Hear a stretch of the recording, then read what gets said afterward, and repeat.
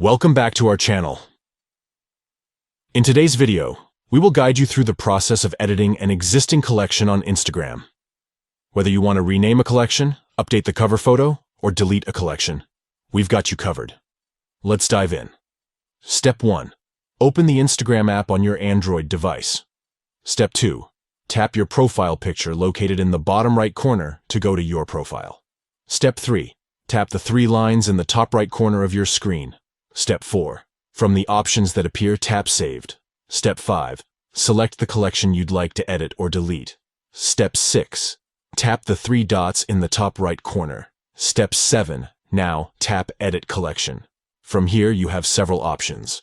To update your collection name, simply tap the current name, enter a new name, and tap the tick icon. To update the cover photo, tap Change Cover. Select a post and tap the tick icon. If you wish to delete the collection, tap Delete Collection and confirm by tapping Delete. That's it. You've successfully edited your existing collection on Instagram. It's as simple as that.